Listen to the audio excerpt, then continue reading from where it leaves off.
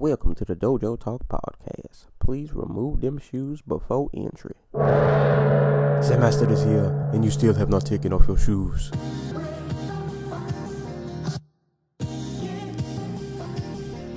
Yeah.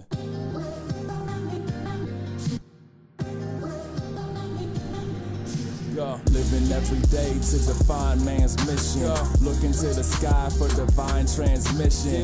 Deaf man's vision makes the blind man listen. Eyes on the prize, this is blind ambition. Thank you. Blind ambition. Welcome to another edition of the Dojo Talk Podcast. It is Sunday, September the 3rd. A pretty, at least when I'm looking outside my window, looks like a fairly gloomy day out here on the East Coast. I am back with my co-host, Anti-Cool. What's going on, man? Nothing much. Not the best weekend. I hate that I had to work on Saturday, so that kind of sucked. I lucked out. I got a 3-day weekend. Man, I won't. I'm counting down till October, so I get my vacation, so I can finally get my little week off. Hey. Yeah, I don't know what I'm going to do during that week. It's probably going to be a staycation. I don't think I'm really going to go anywhere, but a week off is a week off. I will take it. Before we even get into these fights, I wanted to ask you, what's been your, like, post-Mayweather Conor experience, if any? Like, do you even see people still talking about it? Like in real life? In both real life and, like, you know, internet, Twitter, all that good stuff. In real life, like a couple people talk about it. Like I've been nonstop working, and most of the people I work with are women, so they don't they don't follow combat sports. They don't really care. Like I think I've had like one conversation. It was basically like, yeah, I don't know what people expected.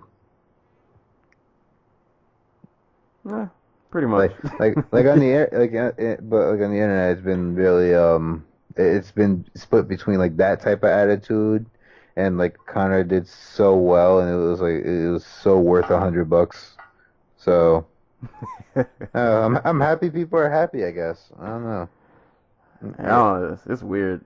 Yeah, I've been seeing a lot. The second thing you said of people, either they're saying like he did really well, or like they're, I'm going to say, making excuses for his loss.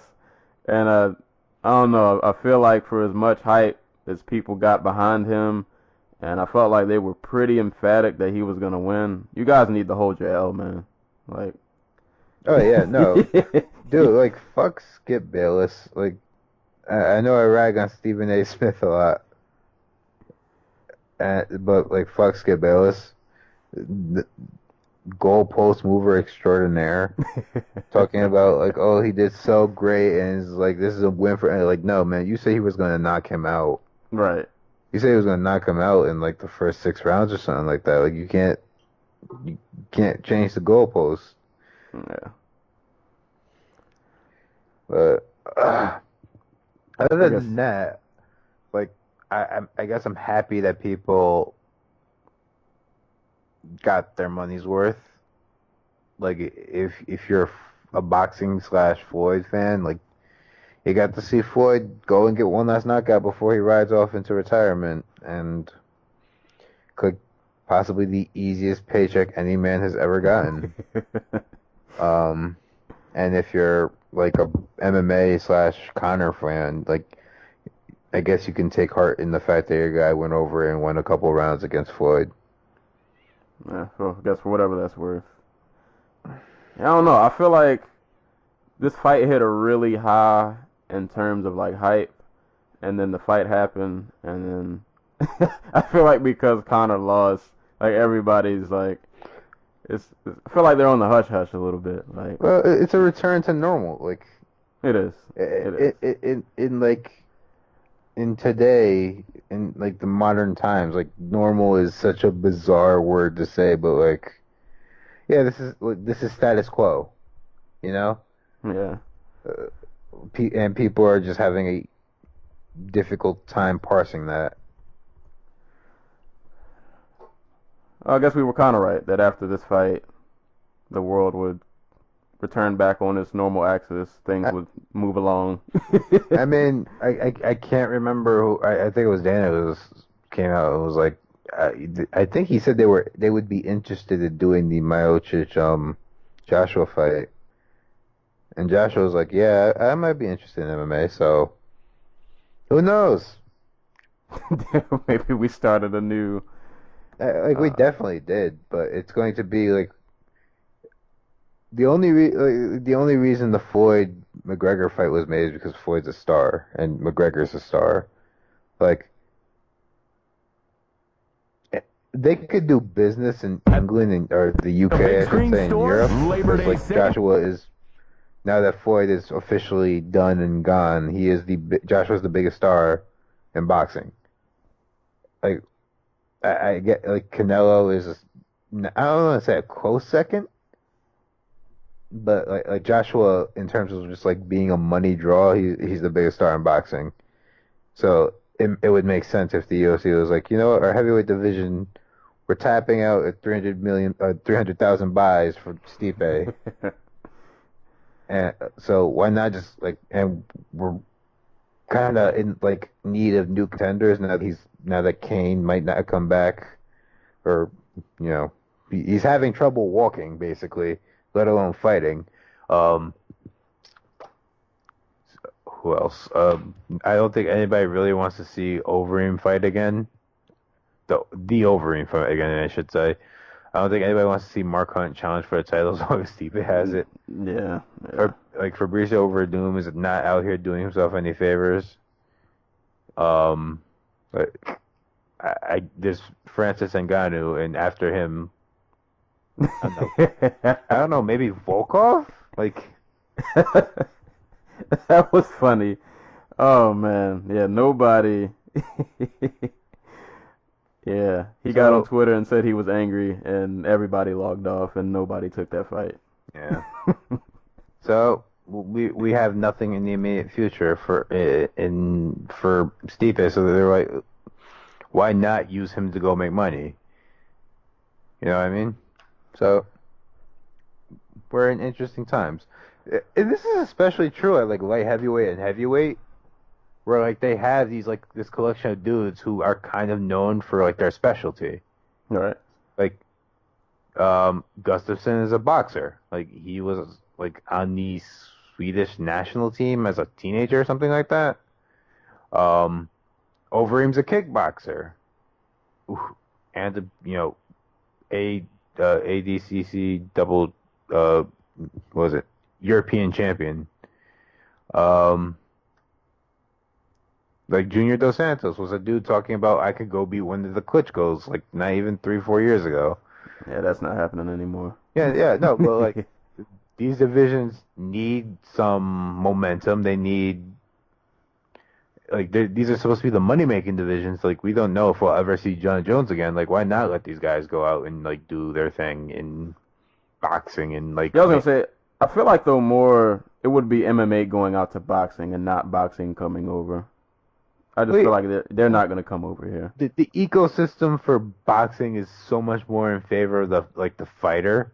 It would make no sense for them to come into like the UFC unless they were like Andre Berto and just like promotionally there's not really that much boxing promoters could really do with him. So like Berto saying, "Oh, I want to fight in the UFC" makes sense to me.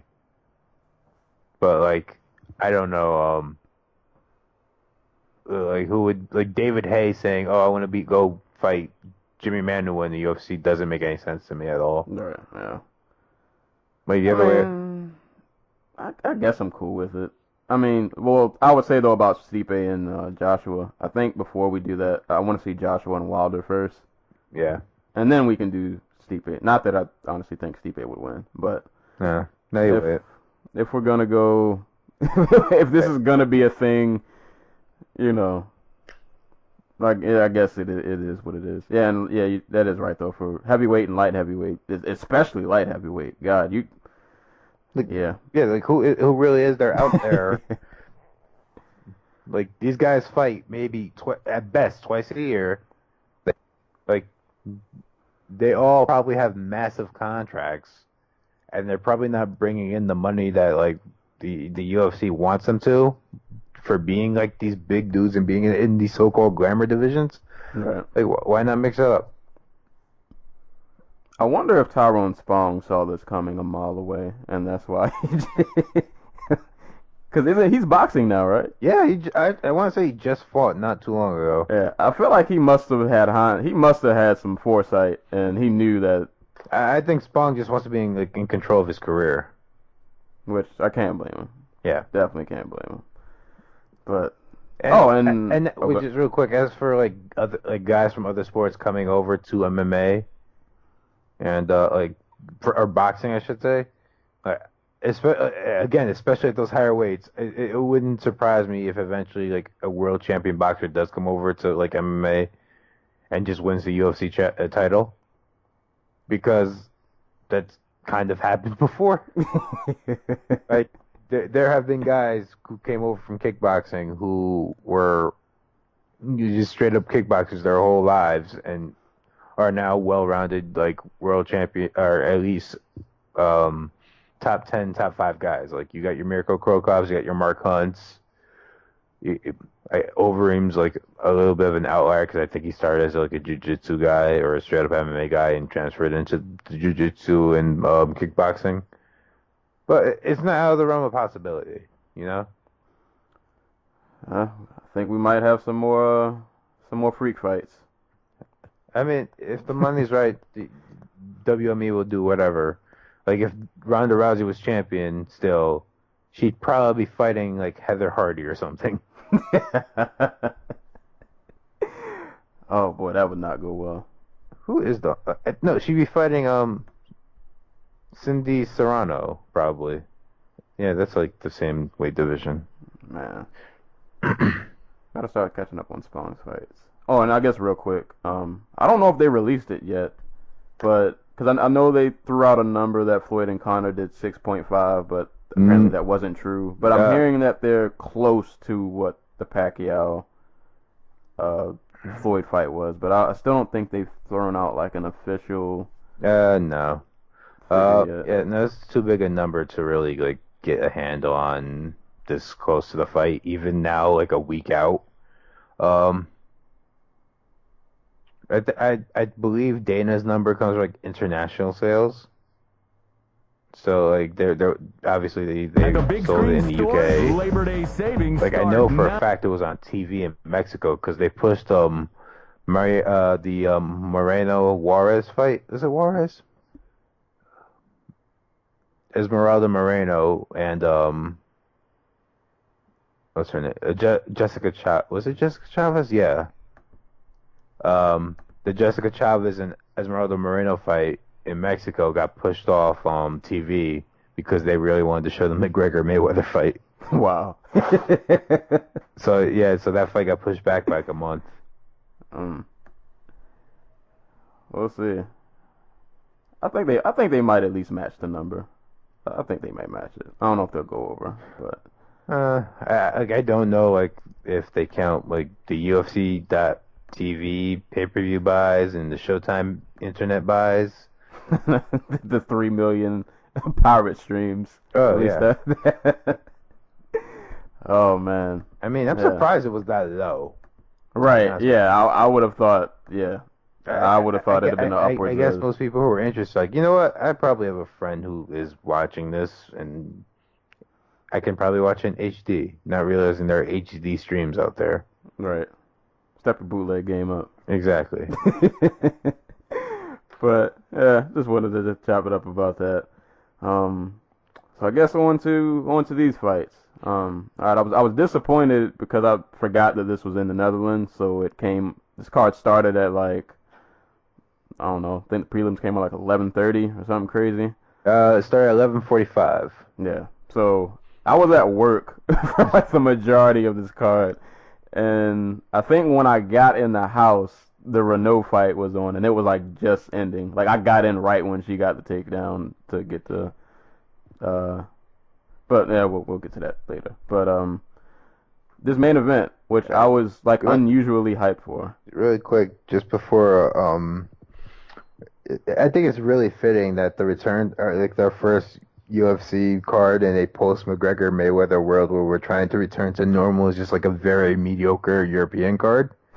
I think it's very fitting. This is how you draw everybody back in Yeah. somehow. Yeah, But I mean, Sierra Bahadazara and Rob Wilkinson in the co-main event. That's how you get the money. hey man, you got to make that 4 billion back somehow. But I mean, this card, at least from what I saw, I didn't see every fight, but it was decent. I think you got a good mix of some prospects, some vets, a really awesome heavyweight fight. I thought it was awesome. I was thoroughly entertained with this main event. Yeah, not really heavy on name power at all. I'm pretty sure most people who watched the Conor Floyd fight probably didn't watch this. And if they did, they probably didn't know anybody who they were watching. Yeah. But, it is what it is. But main event was Alexander Volkov and Stefan Struve. Ever since they bought Volkov over from Bellator, I was just interested to see how far he could go. And I believe you mean brought him back from M1? Because I think it was an M1. Oh yeah. He took a short trip to M1 before he came back and won the heavyweight title. Yeah. So I mean, he's been around. He's been around the block, and I was just interested to see how far he could go. And he is now 3-0. Yes. So he's got wins over, was it Roy Nelson? Let me click. Timothy Johnson. And and then this Struve fight. And I feel like he's looking better with every fight somehow. And it's kind of weird because I felt like I have his record up. So he didn't leave Bellator on a good note. He left Bellator on a 2-fight lose streak, but then he went over to M1. He won twice. Last fight in M1 was against Attila Vey, who I did not know was even still fighting, but that's aside from the point. This fight was just like watching the Colossal Titan and the Armor Titan from Attack on Titan fight in real life. Like just two enormously large human beings just kind of throw down. And I really like what I saw from both of them in this fight. For Struve, I feel like this is the most I've ever seen him, at least in recent memory, be aggressive, actually use his reach somewhat. Like he worked his jab. He was throwing jabs. He was throwing that like jump knee to the body. He landed some really good uppercuts, like a la Gustafsson style. Both these dudes took some pretty mean shots all throughout this fight. I think Volkov did a good job of like splitting Struve's guard, landing straight shots, or like if Struve would cover up, he would go to the body, or he would throw that overhand right, which seemed to be money, and he would get through Struve's guard. Yeah, man, they were kind of beating the crap out of each other, to be honest. And I didn't think Struve was going to be able to put on like the pace that he did. I feel like he did. I don't want to say he faded, but I think in the third round he did kind of slow down just a little bit, and I think that kind of gave way to Volkov to pretty much, I say, take over the fight. Also, quick note. How many eye pokes? Is it 3? I want to say there were 2 for, it was 3. It was 3 for Struve, because there was the one where they did the simultaneous eye poke, or like they had the hands out and the ref was like, you guys have to stop this. So like, this fight literally had everything, man. You had really good stand-up. You had some ground and pound. You had knees, double eye pokes, single eye pokes. Like, I don't know what else you really could have asked for. The only thing I wanted was a KO head kick, but, Struve threw a head kick. It wasn't KO, but, yeah, man, this is a really good fight. I just think Struve started off, I thought, really good. He set a really good pace. He was definitely landing a lot of good shots. He did a good job of mixing his strikes up. Volkov, I think, landed a lot of some of the cleaner shots. I don't think he was as active, but when he threw, I think he was a lot more effective at what he did throw, and he started getting his uppercuts working. A couple times he backed Struve against the cage, which always drives me crazy when fighters do that because it's never a good idea. But I think he was just kind of gassed out, and by the third, he just Yeah, he just unleashed on him with that last flurry, and it was an awesome fight. I felt bad for Struve, considering all like the he's had a crazy comeback to get back into MMA. He was having, I think it was like a heart issue, right? Some kind of like medical issue that he had at one point, and it was almost looking like he might not fight again. Then he came back, and now he's in his hometown. I Comes want up, I want to say it was like an enlarged like valve or yeah, something in his heart. yes, something like that.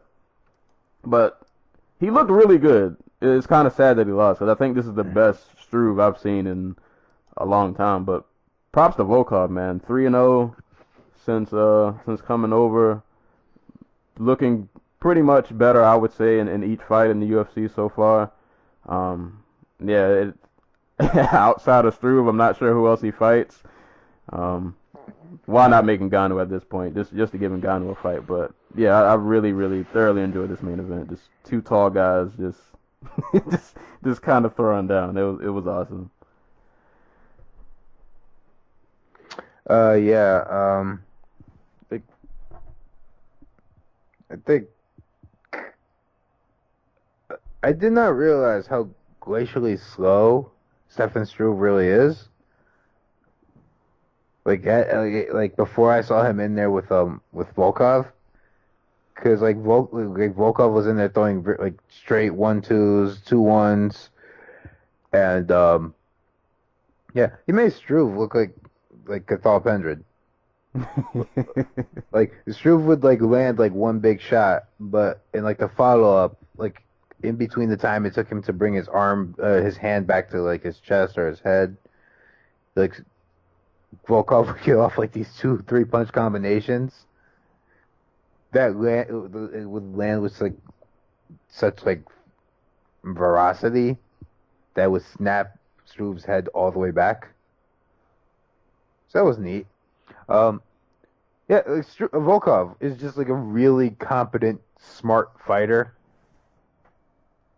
Like for all his like deficiencies as like a grappler, he covers them up well, and it'll be really interesting to see what he does next, because like for all the talent there is at the top of the division with guys like Verdum and Overeem and like Velasquez,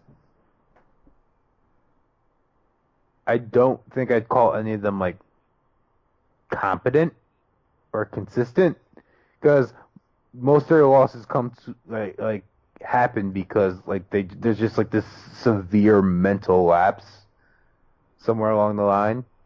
Well, except in Velasquez's case, where he's just like physically incapable of like making the walk sometimes, and it hurts him in the long run.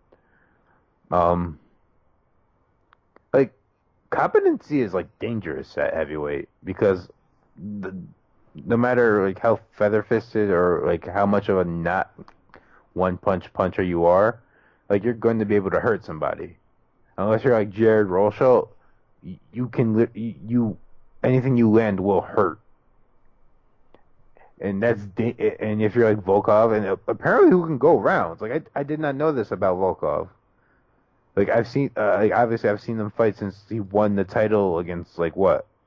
Hale all the way back in like 2012. Yeah. Like that was not a guy I expected to fight at the pace he fought at yesterday. When he, well, not to date it, but like because like the Hale fight was a slow jab fest where like Hale was just walking into Volkov's jab, and despite having success, like he wasn't doing anything with it. He was just comfortable just like putting the jab in Hale's face for the 25 minutes. Yeah, he's a way better fighter than the dude who lost to Congo and Johnson and Minakov. Granted, those losses came because the other guy would take him down, and I think Struve is just physically incapable of like shooting for a double. He's just way too big and way too slow. He tried. He went for like one takedown this fight, and it didn't. Him even shooting for a takedown just looks weird.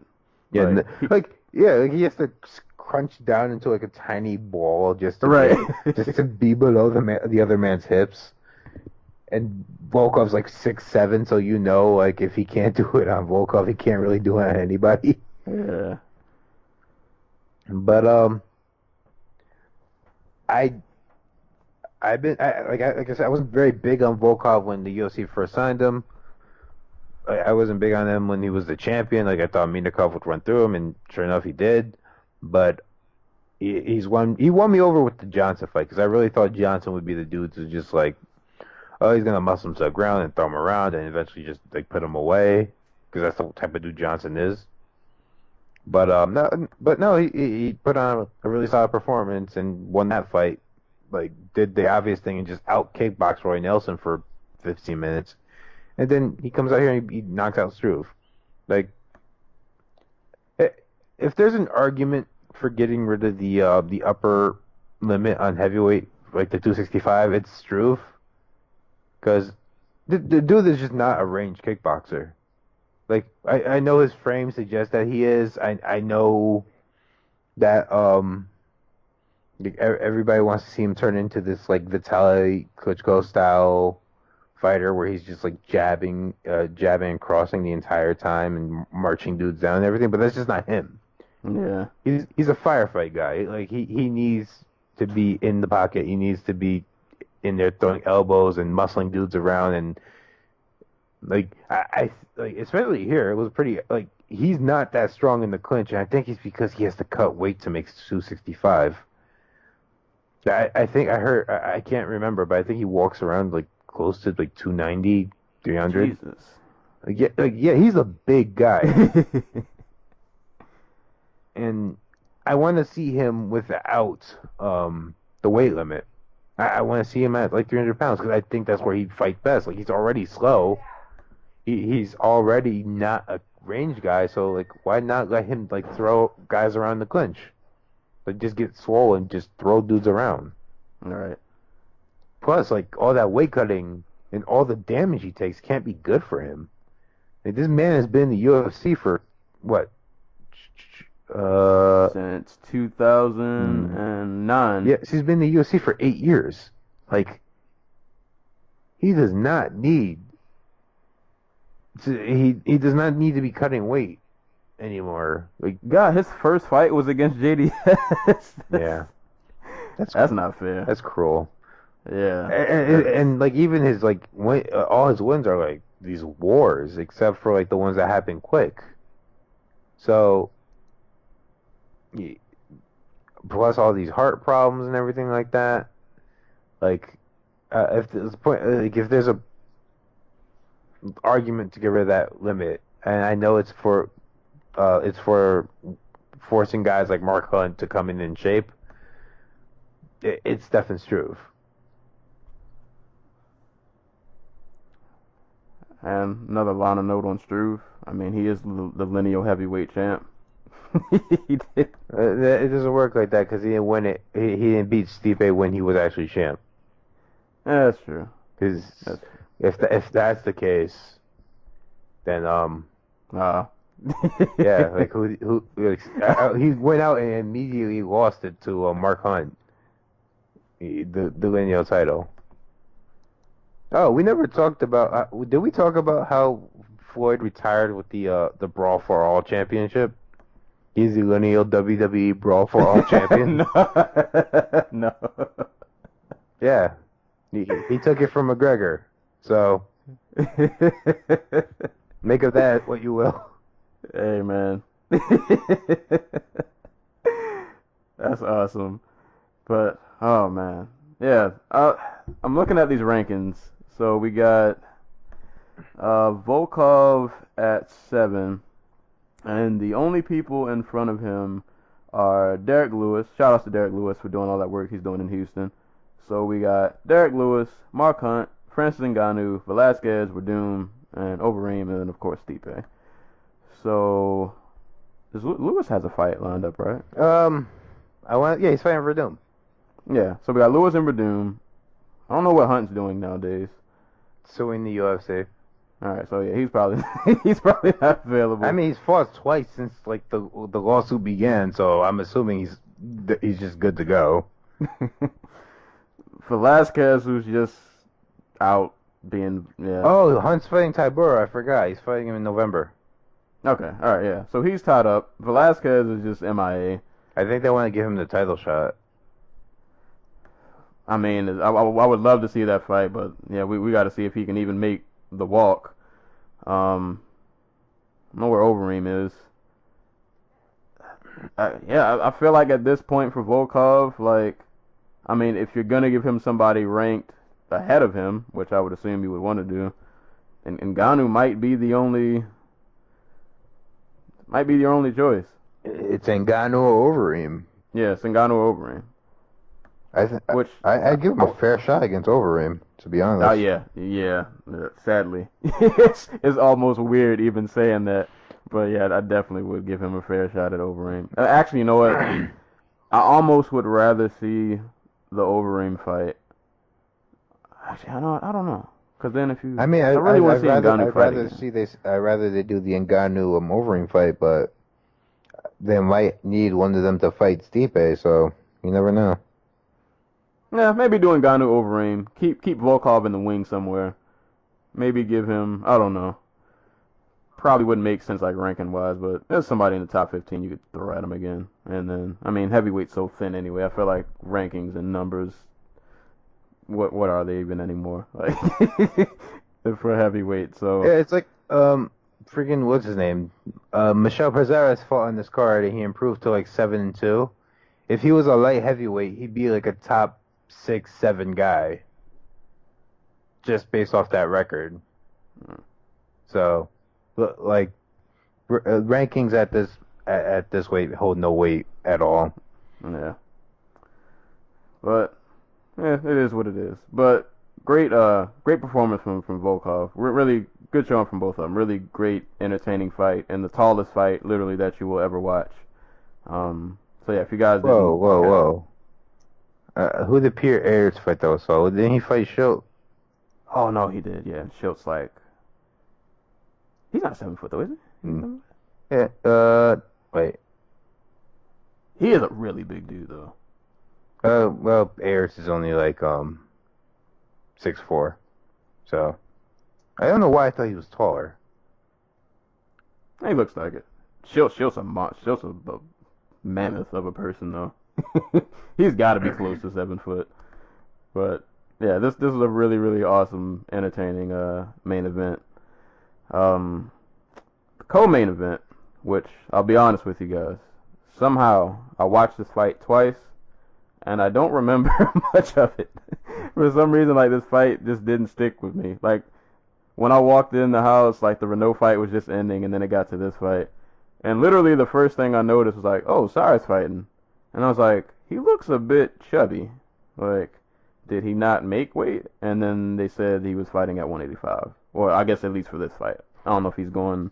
He already called out Matt Brown, so I'm assuming he's going back to welterweight. Okay. But yeah, I was looking, and I was like, yeah, there's a little extra going on in that midsection over there. It's looking very, it was looking really BJ Pennish back. But, I feel like this is kind of a Sire fight in a nutshell. He's one of those dudes where when he fights, you kind of know what you're getting into. We're going to throw punches until one of them lands and you get knocked out. And the other guy's job is to not get knocked out. And, I mean, Rob Wilkinson put up a valiant effort, but he got TKO'd. Yeah. And I can't really go into detail because I don't remember, like, even what the finishing sequence was. I just remember a lot of punches and Sire just doing what Sire does. Yeah, no, like the only thing that could have made this a Sire fight is if he had just like taken him down and just like held his head down with one hand and just punched him with the other. Like, he's a violent dude. Like when Bahad Dazar, God, I want to say his name right. When Bahad Dazara first got to the UFC, he was actually like one of the top prospects out there. Like, I think he was like listed as like one of the top 5 welterweight prospects going. Yeah, he was out there sleeping dudes. Oh yeah, no, this is a dude who fought like for the he was in like the Sengoku tournament, and he only lost like Jorge Santiago and Mizaki. So, like, yeah, he had a lot of hype behind him. Yeah, that he got in the UFC in 2012, and he's only fought 1, 2, 3, 4, 5. This is like his fifth fight in the UFC. Like injuries and stuff, it just kept him away from the sport, and it really sucks because I don't know, maybe he would have turned into somebody who could have challenged for the welterweight title, but like the finish. Uh, this fight was Rob Wilkinson throwing punches and then ducking, as opposed to like trying to move his head or like getting out of range. And CR just throwing uppercut after uppercut after uppercut until one landed and just like hurt him, and that was the start of the finishing sequence in the second. That's all I remember about the fight, to be honest with Yeah, I feel like that's probably pretty much what the fight was in a nutshell. But good to see our fight again though. Yeah. And him versus Matt Brown, I'm all for it. you. Hey, that's some funky ass violence. That is definitely. Actually, quick note on CR. I thought it was an interesting thing they mentioned during the commentary. So apparently, because he trains at Greg Jackson's, so they did some kind of like I guess some kind of hand-eye coordination test with everybody in the gym, and apparently he has the fastest hand-eye coordination in that entire gym, which is crazy considering the people that train there. Yeah, like I figured it'd be somebody like Dotson. Right. But yeah, so shout outs to him. He's putting in work, and hey, it's working. So yeah, shout outs to him. Shout outs for the finish. Actually, this card had a pretty decent amount of finishes. Some really fun finishes too. This next fight, Marion Renault and don't want to miss her name, Talita Bernardo. So this was, I think, Talita's debut, correct? Yes, she was a late replacement for Jermaine Durandamy. Okay, yeah, I knew this fight had somebody else that was supposed to be.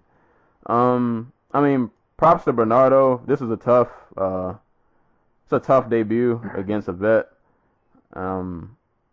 She did show some good things though, because I think they mentioned, I guess she's more of a jiu-jitsu slash like grappler. Yes.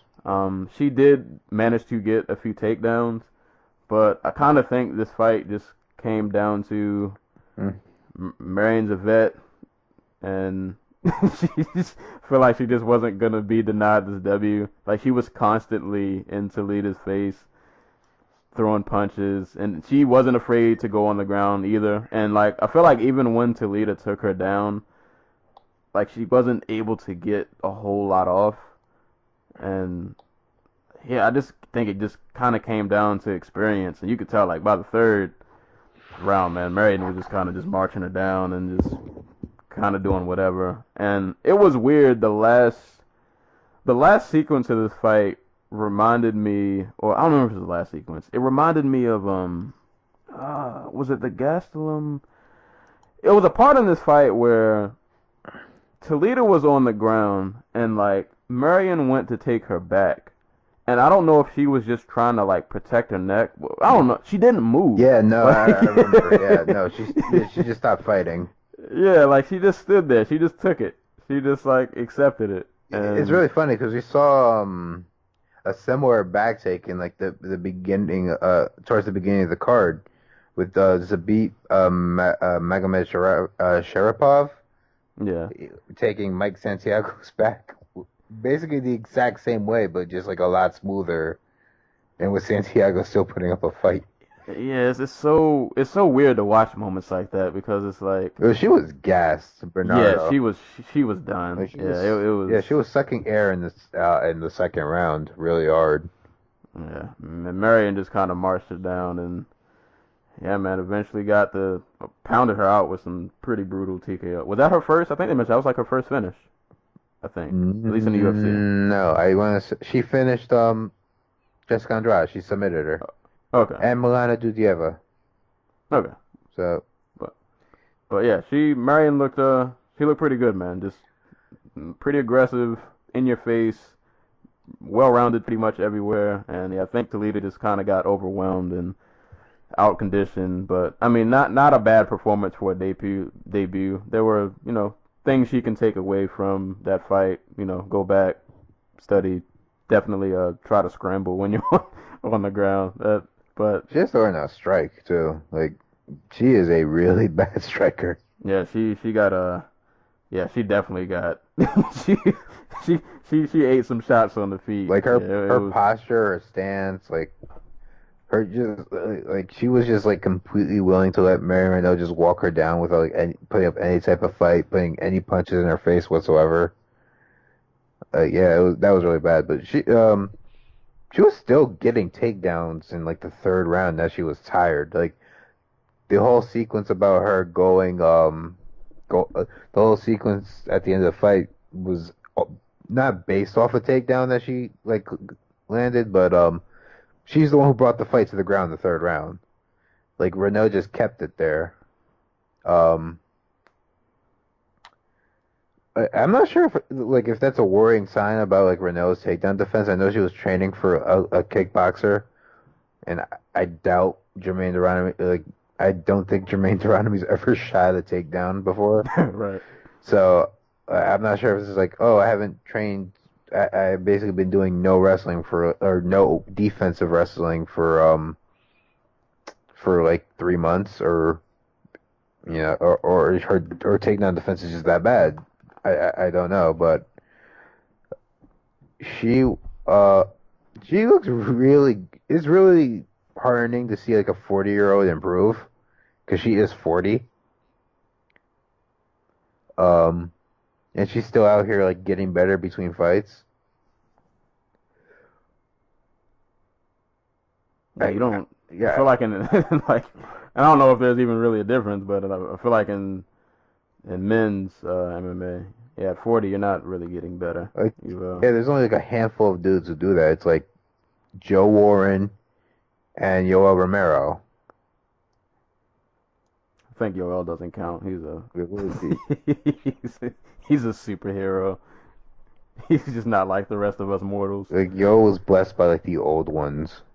Right. But yeah, man, Marion she looked pretty good. Where is she at in the rankings? Is she top 15? Yes, not mostly because, but like in part because there's like 25 women on the bantamweight roster, and that number's gonna go down when flyweight fights start getting booked more frequently. So okay, yeah, they have her at 11. Yeah. How is Rousey still ranked? Because she's not gone yet. She's not officially retired, and she hasn't been gone a year yet. So I think that's the logic. But by that same logic, like Nate Diaz is ranked 6th, and it's been over a year since he's fought. Like Ally and Quinta. Wait. It was Ally and Quinta who was still like a top 10 lightweight while he was like retired, or something like that. It was something ridiculous like that. Hey man, they were taking into account his real estate skills, man. But yeah, she's at 11. She's got Alexis Davis ahead. I feel like a lot of these people ahead of her, like I just haven't seen in forever. Like, Alexis Davis, did she just fight or? Well, she's fought, but then they got Liz Carmouche at 9. I feel like I haven't seen her in a while. Like, yeah, Liz Carmouche like just straight up disappears for like months on end, and like she's somebody who I expected them to like not push, but have out there frequently. Yeah. She hasn't fought since UFC 205, and that was in November. Like it's just she was technically the first woman to ever be in the octagon. So this division's weird. This is really weird, especially like when you get to the middle and like the bottom half of the top 15. Yeah, like Caitlin Chukagian is ranked in the top 15. Like Ketlin Vieira, who's fighting Sarah McMahon next weekend, is ranked in the top 15. They're just women who picked up 2 wins in the UFC, and all of a sudden they're in the top 15. Which more power to them, but like that tells you how frequently this division gets booked,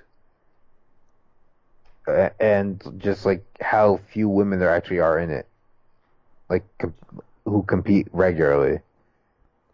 And But, I mean, it really sucks. I guess for Renault, I mean, you're at 11, but I mean, realistically, you string together maybe like 2 or 3 wins. You probably shoot up pretty fast. Dude, if you can keep a good streak going. like realistically, she's one fight away from title shot. Right. Like you are never that far from a title shot in this division. Yeah, and especially like if you can get a finish. So if you can keep that up, I mean, hey man, 40-year-old champion realistically could happen. I mean, I don't know if I'm not picking her over Nunes, but you know, like she could find her way at least in the picture somewhere. And I guess for Toledo, pretty sure she'll Flyweight. be back. Flyweight. Yeah, or that. Yeah, that division needs to hurry up, man. That division needs to. They're starting to book fights, so I'm happy about that. Like Beck Rawlings, Joanne Calderwood is at 125. That's awesome. Yeah. I think that division is gonna shoot up really fast. Like, it's not gonna take long to get some bodies and get some really entertaining fights going. But it will freaking drain the crap out of bantamweight. Hey man, we got strawweight. We'll be all right. We'll. It's gonna take some bodies from strawweight too. Yeah, well, but I think strawweight. I think strawweight's it's already deeper taken than like 3 top 15 fighters. The thing that like I think strawweight's deep enough that like yeah, it won't matter. Yeah. I won't say it won't matter because they're gonna lose a lot of really great talent, but like they'll still be up and comers. They'll still be like that. Who's next person that can maybe take the mantle? But yeah, for bantamweight, yeah, I'm not. I don't know. You guys might end up being the new 205. You know, really top heavy and like the top 3, and then after that it just kind of. I mean, even the top 3, because like Valentina's gonna leave. So, like, if Valentina can't beat Nunes, there's no reason for her to stay at 135, and she can go down to 125 with relative ease. Like, she is easily the smallest woman in the top 15. We'll see. It's crazy how fast this division blew up, and then it just like deflated, like not too long after. But props to Renault, really good performance at 40 years old, still out here getting it. And the last fight, 'cause this main card was only 4 fights, but we'll definitely talk about some of these prelims also. But Leon Edwards and Brian Barberena, which I watched this morning. Surprised to see Edwards do so much grappling in this fight. A lot of really? grappling. I don't know. I thought it was going to be more on the feet. Well, but then, Edwards' last like 3 or 4 fights, he's just been like completely into this wrestling thing. Like the Waiters fight, the Tumanov fight, the Luque fight. But then I guess it kind of makes sense because Barberena is one of those dudes that I feel like he, on a smaller scale, he has that Max Holloway effect where it's like the more you hit him, it seems like it helps him somehow. Like, like Barberena doesn't slow down.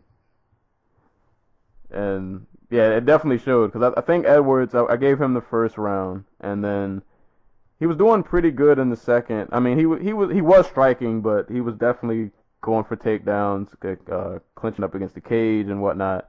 But Barberena caught him with a nasty step-in left uppercut in that second round. And the way like Edwards' legs just kind of did this really weird. I don't know. It looked really weird. He did this really weird stumble to the ground, and he was almost out of there. But props to him for getting back into the fight, because God, that uppercut just kind of came out of nowhere and just kind of dropped him. And but nah, he cleared the cobwebs pretty fast. I was impressed because by the third round, you wouldn't even have thought that he got rocked. And yeah, I think he just kind of won this fight. I think he's just kind of more athletic. He controlled more of the fight. He was pretty relentless with going for takedowns, even if they got stuffed. He seemed pretty content on that being his game plan. And outworking Barberena, I think, is a feat because the dude is just an animal. Not a overly great fight, but not a bad fight. It was, it had its moments. The uppercut was definitely my highlight. It was it was just funny the way his legs just kind of buckled when the uppercut happened. But yeah, really solid performance from both dudes. Good win for Edward, showing he can recover.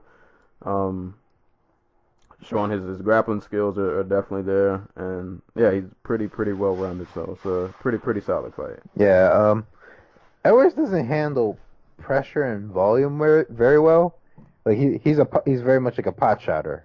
He'll throw one or two like really big strikes at a time, and then kind of just like not fade off, but he'll just kind of just like go about to like he'll just wait for his next turn basically, and that's why he got dropped here. Like Barberena, he hit Barberena, stood there like he expected Barberena to like back off because he hit him as hard as he could. Barberena didn't and just kept throwing punches, and like eventually one landed and hurt him, and yeah, he almost lost the fight basically. And I think that's why he's become such a so heavily dependent on his wrestling. Like I think the Usman fight really got to him. Usman just pressured him and took him down, and it wasn't just like Usman went out there and out wrestled him. He outboxed him by pressuring him, and instead of like adjusting his striking game accordingly, he's become very dependent on the wrestling.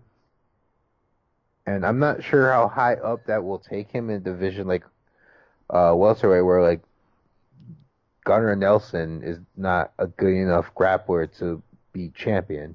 You know what I mean? Like, Right. There's Maya, there's Woodley, there's a whole host of other people in front of him who are going to be able to out wrestle him. He's going to have to strike eventually. And if he's not making strides in his striking game, I don't know what his ceiling is. Yeah, it definitely doesn't get easier. Yeah, like I don't know if he can beat a Donald Cowboy Cerrone or a Jorge Masvidal if he has to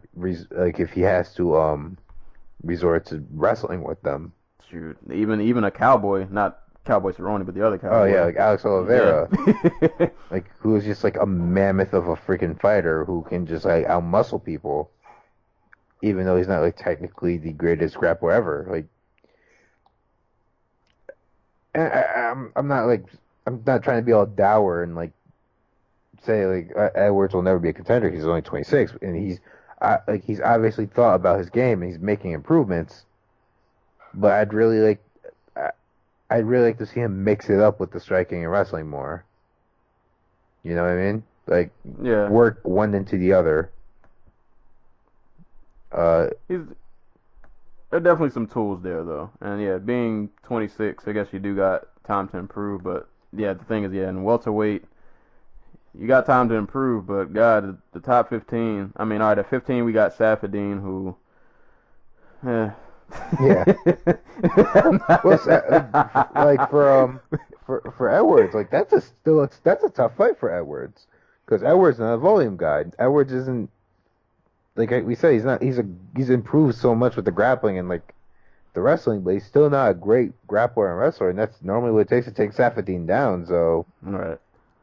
But then like ahead of Safadine, yeah, so it would be like a pot shotting contest. So yeah, and I mean, depending on what Safadine you get, that might not be you might not walk out with a win, or you might lose like a really close split decision. But like, ahead of Safadine, you got Cowboy Oliveira, Usman, Stun Gun, Gunnar Nelson, Dos Anjos, who's looked pretty solid at welterweight, Ponzinibbio, Kobe Covington. Like, it just doesn't get easier at all. yeah. So, but with all that said, still a pretty solid performance.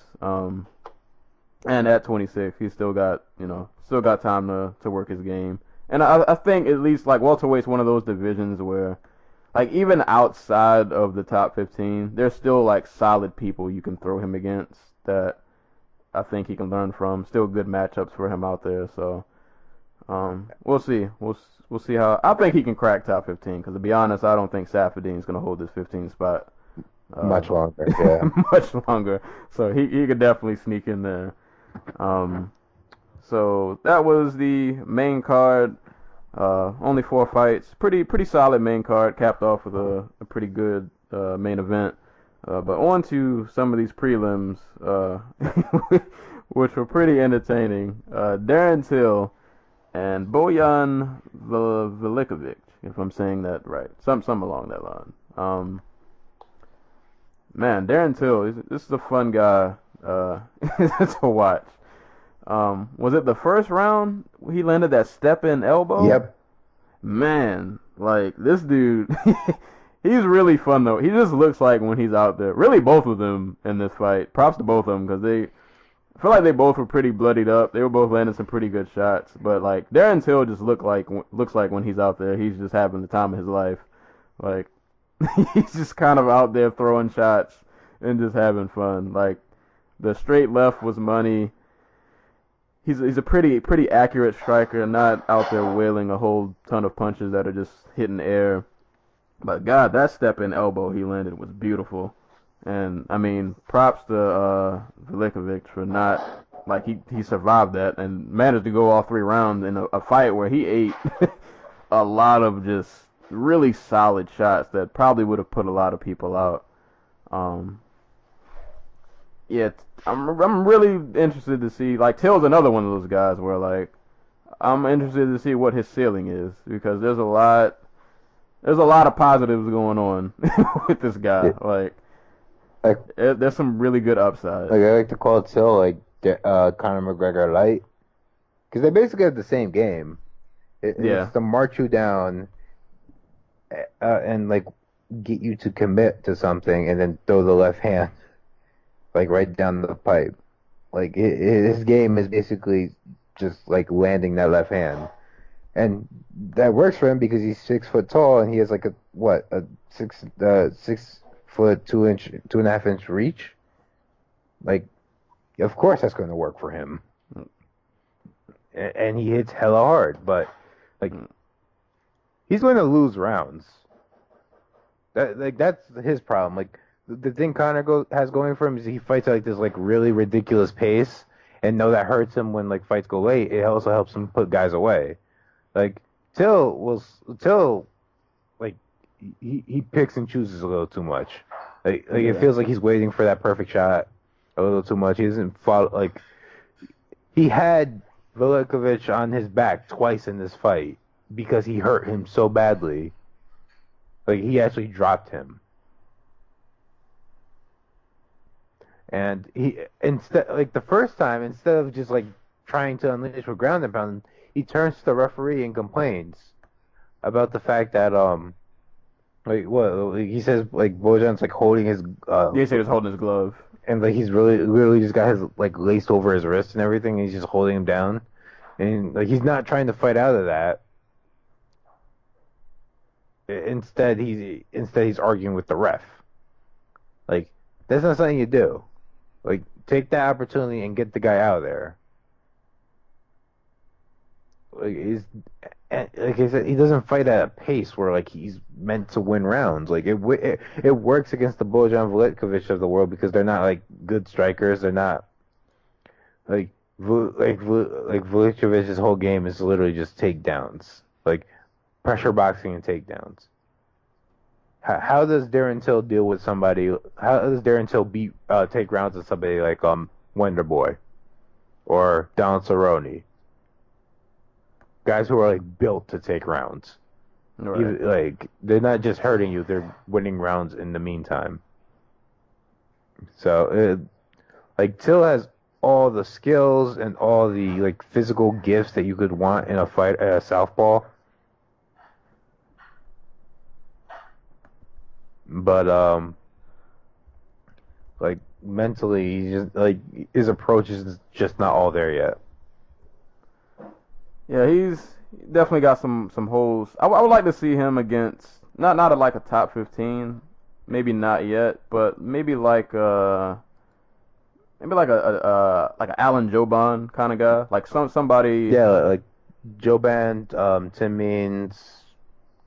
Like just somebody who is built to like a decent striker who is good at winning rounds. Yeah. Like and somebody who will push back in his face. Yeah. That won't that won't get back down. Yeah.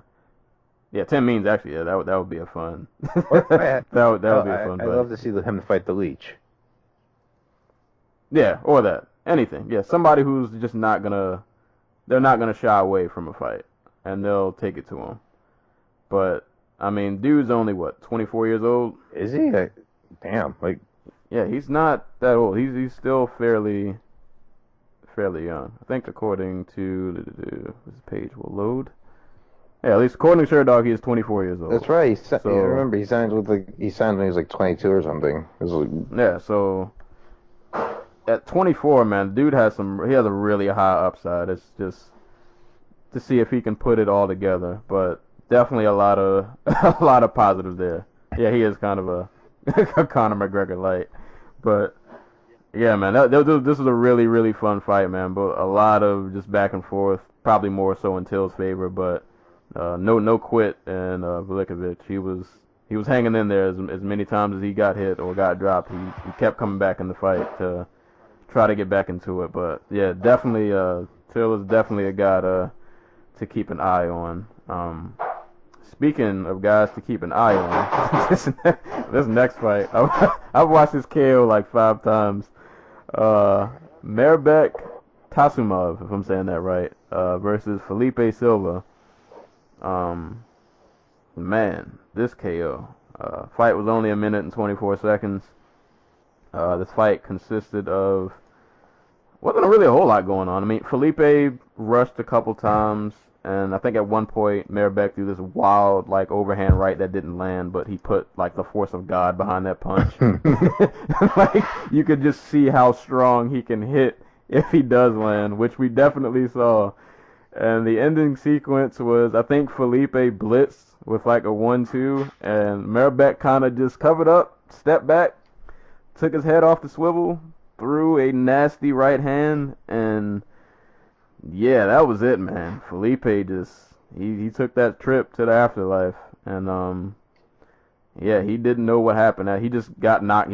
It was a KO in every sense, and yeah, man, that was a nasty, just one-hitter quitter, pretty much. Lightweight is scary, man. Like like the top 40 lightweights are scary. Like this division is just ridiculous. And not to go off on a side tangent, but it makes it even that much more frustrating that lightweight is such in limbo because Conor hasn't defended yet. But it's just like everybody from 1 to like 40 is like a killer. Like even the new dudes are coming in and just murking people. Yeah. But like, dude, this is Taisomov's 5th knockout in a row. His, I want to say, 6th UFC win in 7 fights. Why is he fighting Felipe Silva on the undercard of a European card? Like the dude should have been fighting top 10 competition. You know what I mean? Right. Like, and should have been on the main. He should be on the main card taking souls. Oh yeah, like this fight deserved to be on the main card over like Marion Renault, Bernardo, even CR and freaking Rob Wilkinson. Like Tysonov should be a top 15 dude. Yeah, I'm looking at his matchups. It's really weird because I feel like they keep giving him like Marcin Bendel and like Anthony Christian Dulu. And I mean, like, I get the first couple fights because you're not gonna just throw a guy straight to the wolves. So I get like maybe your first 2 or 3, but like after the Marcin fight, like you should have been fighting somebody like, I don't know, even like Evan Dunham, anybody. Like, there's so many people at lightweight you could have. Like this, like 3 of this man's last 5 wins have been Anthony Christian Dulu, Marcin Bandel, and Damir Hadzovich, yeah. Like, I'm pretty sure 2 of those guys are making their UFC debuts. Like, I don't get why he's been like relegated to this status unless it's like a visa issue and he can't get on American cards and like they can't find somebody who'll take a fight with him. But even then they should be able to get somebody who's not new. Like I don't know if he's had fights lined up where like in his post fight interview he's talking about like, oh, Michael Chiesa said he'd fight me like 3 wins ago if I knocked the guy out, but then I haven't heard shit from him since. And then Anthony Pettis said I wasn't famous enough for him. And he's like, Nate Diaz said he was fighting me for like $20 million in my hometown, but he smokes too much. I don't know why he thought the Diaz fight would happen. Apparently man. Diaz said he'd fight him. Yeah, 20 mil though. We all know that's not happening. Yeah. 20 mil. Yeah, man. Like there are a lot of just fights at lightweight, and then man, I mean you got dudes like him out there. You got dudes like Lando, and oh god, what's the guy Lando fought? The kickboxer. God, Taylor. what's the guy's name? Yeah, Tamor. Yeah, like guys like that, man. These guys need to start being pushed more into like that top 15 range where they're starting to get some names instead of pitting them against each other. Because I mean, it's not like they're not fun fighters. Like you throw them on a card, you're gonna get guaranteed violence, pretty much. Yeah. So why not push these guys? Well, you know, there's this thing like featherweight.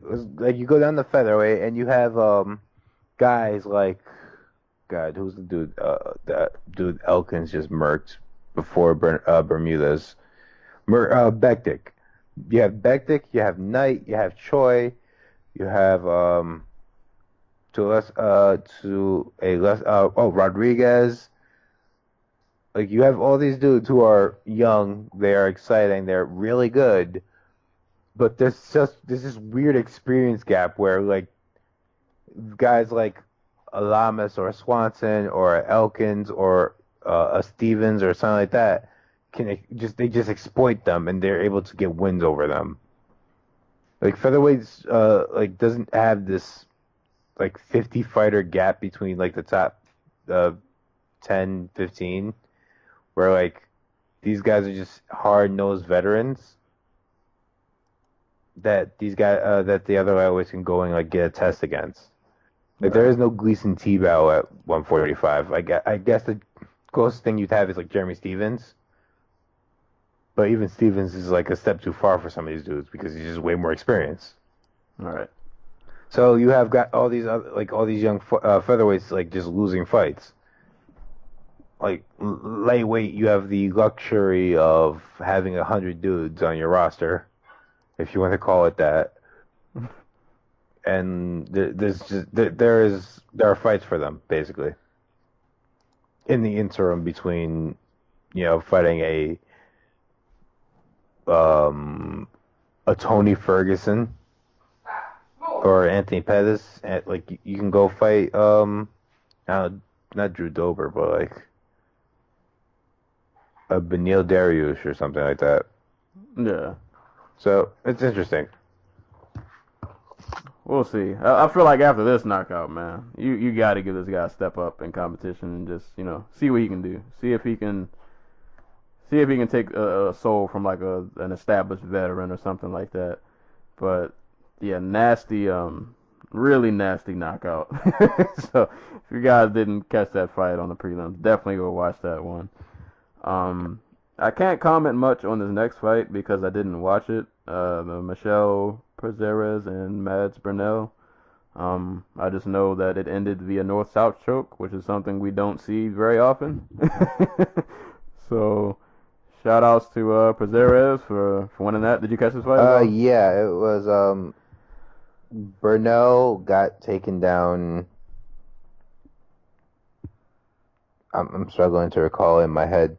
Trator basically couldn't strike with Burnell because, well, it's not that he couldn't strike with him. It's just that Prazeres does his best work when the other guy kind of like gives up ground and Burnell refused to. So like it was just Prazeres taking him down, like going the simplest route possible to victory before getting the north-south choke in the third round. Like I don't remember much else about it. Like nice submission, I guess. Hey man, it is what it's a choke that like people try and like they'll get positioned for it, but yeah, you never really see it be executed. So I guess shout outs to him for actually pulling it off. This next fight I was actually interested to see this matchup. Rustam Kabalov and Des Green. Um, in a weird way, I can't say they're mirror images. They're both like decent strikers, not great, but both have really good grappling. My God, Kabalov is a strong. This dude is really, really strong. Like that like belly to belly suplex he did in the first round. I mean, even though he didn't really, I don't think he really did anything with it because I think Des got right back up after it happened. But yeah, this dude is absurdly strong with his grappling. Yeah, no, like Kabalov is like he's a tank basically. Yeah, yeah. Like he landed that suplex. I'm pretty sure on one of his slams he lifted Des off the ground. Des is one of those guys who, like, when they signed him, who's another guy I was interested to see, like, what his ceiling will be. I think a lot of times in his fight, and kind of in this one too, that, like, he has moments where he does well. He's not a great striker. I just feel like sometimes it's just his output just isn't there. Like, that's the problem with both of them. Yeah, like, I just think Kabalov just won by just being a bit more busy, and even though like Kabalov's not a great striker either, like he just threw more, and then I think he probably got the better of the grappling exchanges, but like this was a winnable fight I think for Dez. Like he could have won. It's just there just wasn't enough offense there. Yeah. And I mean, I guess he did good on defense. He didn't eat a ton of strikes. Like he didn't take a ton of damage, at least from what I remember, but you know, you gotta throw to win. You gotta, and I mean he was trying for takedowns, but like Kabalov it's a strong man. Yeah. Not somebody you get down easy. Now, I don't think, I mean he got a takedown I think at the very, very end of the fight, but by then it was, you know, kind of too little too late. But yeah, man, good. I guess solid win for Kabalov, showing why his grappling can always keep him in a fight and win him a fight, because dude is just absurdly strong for some reason. Yeah. Like, ever since I think we had a bad first impression of Kabalov when he his first two fights. His third fight was pretty telling. The Yancy Medeiros fight, the Vink Pichel fight. Is it Vince or Vink? I'm gonna say. I think it's Vink. It's Vink. But like those are really, I don't want to say bad, but like untruthful. Like the suplex finishes. Yeah. Because it became pretty clear like he was not a active fighter. He's not somebody who's gonna go out there and like do volume and like do work and stuff like that. He's a guy who will he wins fights in spots basically. Like he won the Jorge Masvidal fight because he threw that jump spinning wheel kick that caught Masvidal. And that's what won him the fight. He won on a big moment, not on like a body of work. You know what I mean? And it's really weird seeing him matched up in like the UFC, because they matched him up with like Des Green and Jorge Masvidal and Norman Park and Chris Wade. Like these dudes who are like kind of known for not doing much. Like they win fights by like doing the least amount possible. So he's kind of out here proving that he's the best of that type of fighter.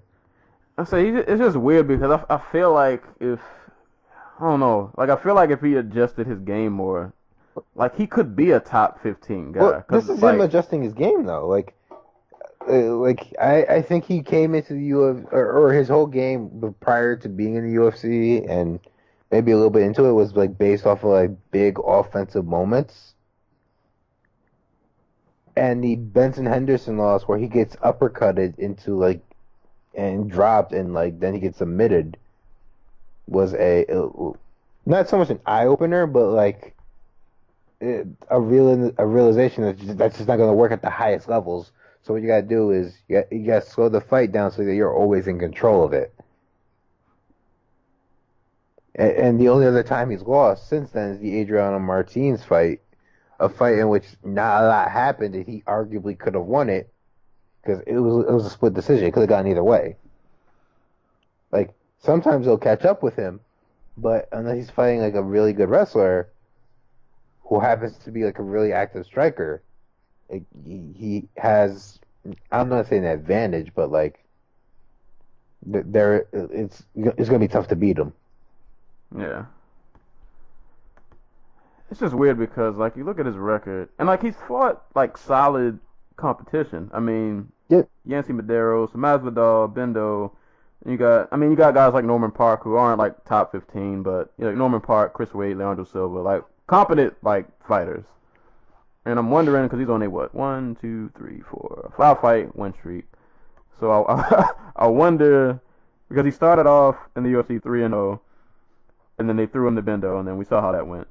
So I'm wondering now he's on a 5 fight win streak. Do they try to throw him against another like maybe not like a big name, but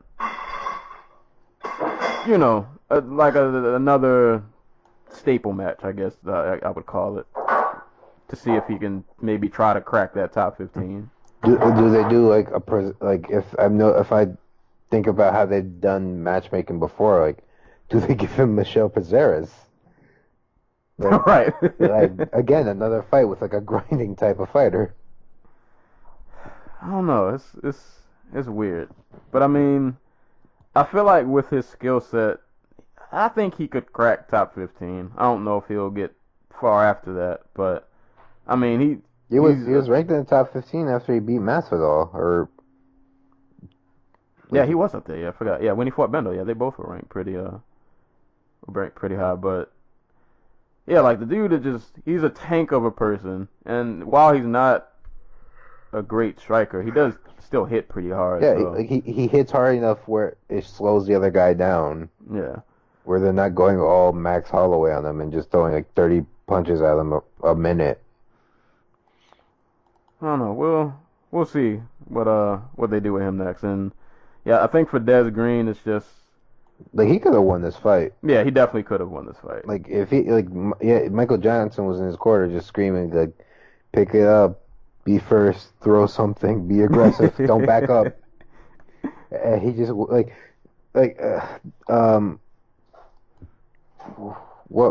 Patrick Wyman and Connor Rebush over at the Heavy Hands podcast have this term called a young veteran for like guys who are basically learn via just going out there and getting fights. So you have guys like Jorge Masvidal and Gegard Mousasi who have like 50 fights before they're 30. And a large part of their game is just learning to slow the fight down and not take damage. And I think that's a lot of what's wrong with not wrong, but like what is inherent with Des Green's game. But like it hurt Masvidal, and to an extent it hurt Mousasi. But they both found ways to like pick it up later in their career with their activity. I'm not like Des Green. I think he made the right step moving back up to lightweight, but we're still waiting for him to like pick it up a little bit with the offense. Yeah, but like Des Green is a young veteran. He's a guy who he did not learn he has a background in wrestling, but he didn't learn MMA by like going in the gym and like doing fight. Well, he didn't learn by going in the gym. He learned by like just being active. Like this dude has fought the first year this dude was a pro, he fought 7 times. And I'll say, and to his credit, like looking at his record, he's fought really like solid competition. Oh yeah, no question. But like a large part of like what happens when you take like 30, 40 fights before you're 30 is like you learn to survive. You learn that if you're going to fight every 2 months, you gotta have something in the tank. You know what I mean? Jesus, yeah. In 2014, he fought Mike Richmond, Will Martinez, Daniel Weichel, Miguel Torres, and Stephen Sala, like back to back to back to back. Oh yeah, no, like this dude is a tank. Like Des Green is just out here taking like fights left and right. Like this has been like his least active year. I'm sure it's probably eating him alive. And I say, yeah, because before this, his last fight, yeah, was the Emmett fight. That was in April. Yeah, but like, yeah, like a large part of a large part of like being like a young dude who takes a lot of fights is you learn to go round, like you learn to go rounds. Like you have to make it. You have to. A large part of it is you feel like you're winning if you're not taking damage. I guess is Yeah. and a large part of Green's game has been that. Add in the fact that he's a wrestler and he couldn't really get Kabalov down. It's like, yeah, it was not a surprise that he lost. But dude's only 27. Definitely got time to get better. Who does he? You know who he trains with? I know he used to train with TriStar. I'm not sure who he trains with now. I mean, well, I guess if you got Michael Johnson in your corner, you're probably doing something right. So maybe he's down at the new Henry Hoof gym. yeah. So Florida. I just think with a few little adjustments that he could still. I mean, he's still a good fighter, but he definitely has room for improvement. But I'm pretty sure he'll make some strides the next time we see him. It's all about activity with him. Yeah. Well, at this rate, he'll probably fight again by December. I mean, he lost his fight, but I don't think he took like a ton of damage really. So Yeah. wouldn't be surprised if we see him back real soon. This next fight, I also can't really comment on because I did not watch, but This is also a fight I did not see much of, but Alexander Rakic takes a decision over Francimar Barroso. And I want to say Rakic just kind of out kickboxed him for like 3 rounds. Like some solid stuff, but like nothing crazy. yeah, I guess that's it. Yeah, I didn't. I- I saw nothing, so I can't. Like, I remember you saying you didn't see it, and like I thought about it for a minute. I'm like, I didn't remember this fight at all. Yeah. But this next fight, which I literally watched right before we started recording, Zabit Magomed Sharapov and Mike Santiago. So, what made me watch this fight actually? Because I wasn't gonna watch this at all. So I was on like the homepage of SureDog, and one of the articles just happened to be like in my line of sight, and it was showing like who won bonuses, and I saw Zabit's name on there. I was like, oh, he won a bonus. Well, he must have did something good. I was like, well, let me just watch like a round of this fight to see like what happened. And I watched a round of the fight, and this dude is throwing spin kicks, jump kicks. He had the Pettis action going on where he literally jumped off the cage. This dude was throwing just all kinds of strikes, just out of the wazoo. And Dude, like that doesn't even give it that whole sequence justice. He doesn't hit, but he throws like a jump spinning back kick. Sees that like Santiago's like doubled over and like backing away, runs up the cage for the Showtime kick, misses, and then Santiago realizing that like he's going to be like disoriented, tries to hit a double leg, and as he's coming down, like Zabit like bridges so that Santiago ends up nowhere near his hips. Like, dude's a freak. He's a really entertaining striker. Like, just a lot of video game strikes that aren't really supposed to happen. I can't remember that. Did he drop him in this fight at all?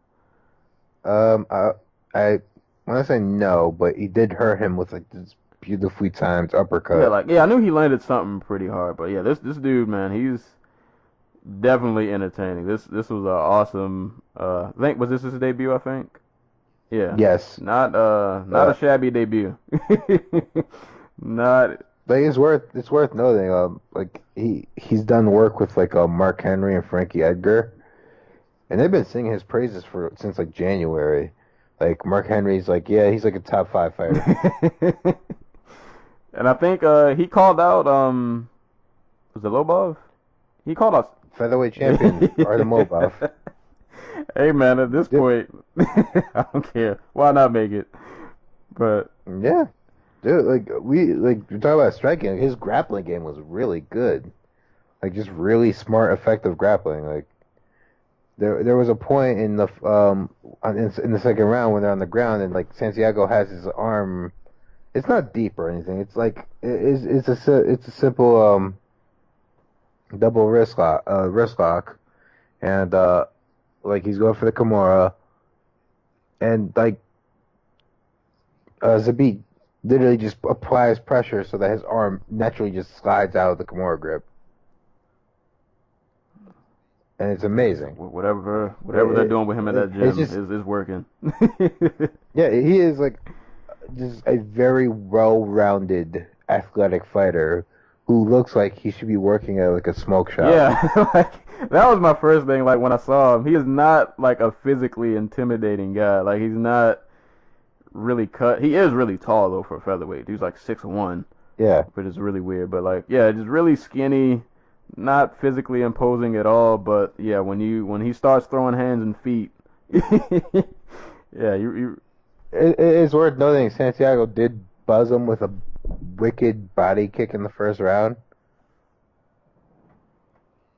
And it did hurt him for like a good second. So that might be a future point of attack for like his for like guys down the road. He's a guy that I feel like to beat him, you're gonna have to like pressure him. You can't give him space to work the shots that he just can seemingly throw out of nowhere. Because if you give him an inch of space, he's just you're gonna get lit up. And yeah, poor Santiago, like he probably just had no idea what was happening. Like you don't train for strikes like this. Like this dude was just throwing stuff that you're just. It's like, what is this? Like you're not supposed to be doing this right now. But yeah, man, featherweight also another division where there's killers all over the place from the top to the new guys that are coming in, man. Like a really exciting division where there's never-ending violence wherever you look. And I'm all for the low ball fight. I don't care. Who cares about rankings? I mean, I don't think it was ranked anyway, so why not? So fuck it, do it. And yeah, man, see if the coach is right, man. See if he's a top five. I don't say he's top five, but hey, man, at the rate he's going, if he can keep up what he's doing, I'm pretty sure his ceiling's pretty high. So yeah, shout outs to the beat, man. That was an awesome performance. I can't even remember if I watched this next fight, to be honest. This might have been the other one I missed. I know I watched the Holbrook fight, but Abdul Karim Edilov and Bohan Mihovic, if I'm saying that right. Abdul won by TKO. I feel like I watched like a second of this fight, but I don't think I was paying that much attention. All right, so I'm gonna lay my biases on the out. Fuck Edilov. Like just straight up fuck him. Fuck everybody in his camp. Well, you do. He's Kadarov's cousin. Oh, okay. Yeah. So like, yeah. So like, every time he's out there, I hope like the most violent thing happens to him, because they are all terrible human beings. So I'm gonna just start off there. But he looked better than I thought he would, to be honest with you. Because I can't. It's been like I haven't seen anything of his since the UFC announced that they were gonna sign him, or that he announced that he was signed to the UFC, and I don't remember being all that impressed. Like a lot of his fight nights and Akhmat stuff is because he's like a lot of those matchups were in his favor because he's Kadarov's like cousin. And he gets financed by like the actual Chechen government to go train and be a piece of propaganda for them to put up on like a pedestal and be like, look at the might of the Chechen people. So I wasn't sure how much of his like stuff from actually fighting for Akhmat Fight Show or Absolute or ACB was like credible, I guess you could say. But he looked okay here. Like Bojan Mihaj, God, Bojan Mihajlovic was literally brought in to be fodder for Francis Ngannou. And he's straight up. He's like a welterweight he's like a welterweight or a middleweight or something. Like I have no idea how this dude was fighting a heavyweight, but like for what it was worth, like Edilov did what he was supposed to do. He outstruck Bojan, kept him in the cage, took him down, and finished him with punches from the top. So good for him, I guess. Yeah. That's all I can say. Didn't see it, so yeah. Yeah. So if people want to know why I hate Edilov, go watch the what was it? Was it Real Sports? What? Real Sports did a whole documentary on Kadyrov and how he uses MMA for propaganda in Chechnya, and like his whole political situation and why I actually hate Kadyrov and everybody associated with him, including Magomed Biblatov, who I think is fighting next week, or sometime in the near future. So it's a very horrifying look into Chechen MMA.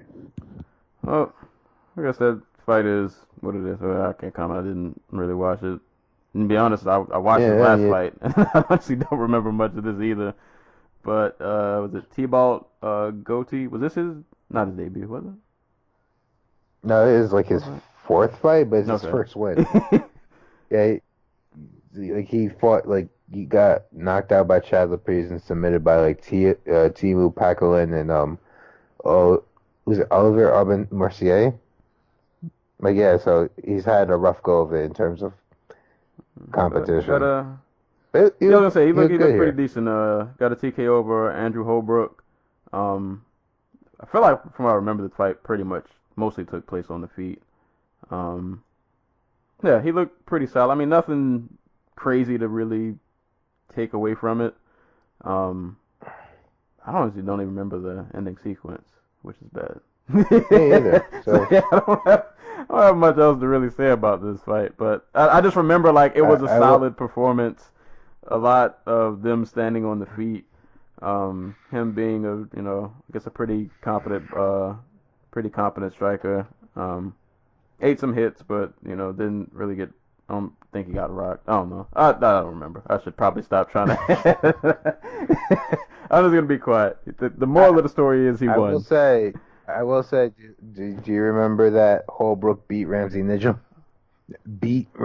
God. Where is he at? Quotation marks. He was just on the tough thing. The comeback season that Jesse Taylor won. I don't think he did well because he wasn't in the finals. Oh man, but yeah, he beat Julian Lane though, so that's something. Oh boy, but yeah, I guess solid fight, but yeah, nothing else to say about that fight. But I mean, overall, I thought this card was pretty solid. Like I feel like we say this a lot. Like even the cards that don't have like star power in terms of names. They can still turn out to be pretty decent cards. You get a decent mix of prospects, veterans, a heavyweight main event that may end up meaning something in the future. Well, I feel like every heavyweight fight in the top 10 means something because you need challenges all the time. So, Volkov, this may end up being a setup for a pretty big fight that may come for him soon. So, yeah, like if you missed the card, fine, you didn't miss much. Like maybe go watch the Struve Volkov fight, but like if you sat down like me at like 12 o'clock, it sat there for 5 hours, like you had a good time. Yeah, pretty decent card.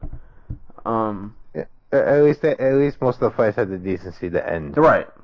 Yeah, early. Yeah, so. It wasn't a drag to get through, and I guess it helped that even if the card was long, the main card started at 3:30, so you still had a whole evening ahead of you by the time it was over. I guess real quick before we get out of here, because next week, September 9th, Mighty Mouse, Ray Borg going down in Alberta, Canada. UFC 215. Got this card pulled up. Got some pretty decent fights on here. Oh, really quick before we get into this, you want to know something horrifyingly terrible and What? funny? You remember Tim Yeah. Hague? Yes. So the Alberta Athletic Commission, I believe it is, and I want to get my facts right here, or the Edmonton Athletic Commission. They postponed the investigation of Tim Hague's death and the response to it until after UFC 215. Wow. Yeah.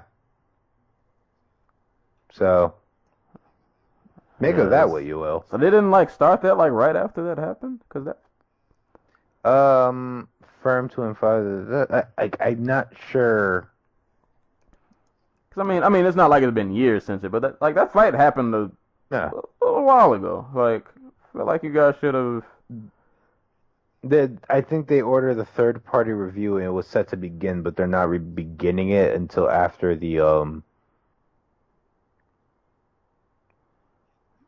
Yeah. Oh, yeah. I found it here. Brother of Tim Hague criticizing city for delays investigating boxer's death. Like, yeah, there's been some delays. Yeah. Here it is, the Bleacher Report article. Edmonton to report on UFC fighter death after UFC leaves Edmonton. That's just misleading. That's wild. That's gotta suck. Like, especially like if you were a friend of Hague or like a family member, and they're just like pushing his death to the side for.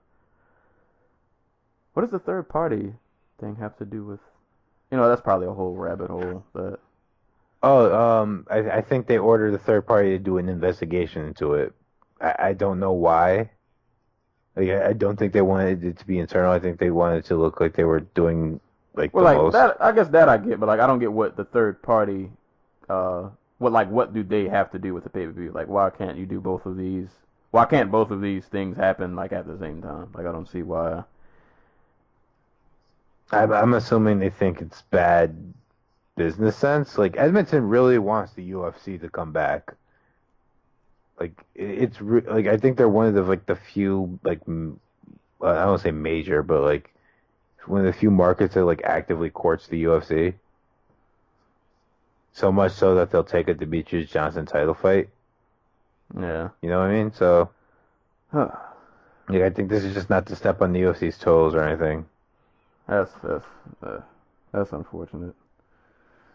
Yeah. So, before we get into the card, I just wanted to mention that because I thought that was horrifying.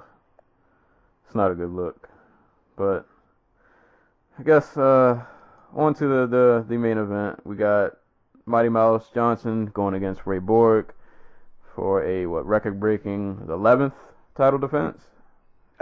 11th consecutive title defense. Demetrius Johnson going to do it in like just under 5 years. So we got that fight. We also got part 2 of Nunes and Shevchenko.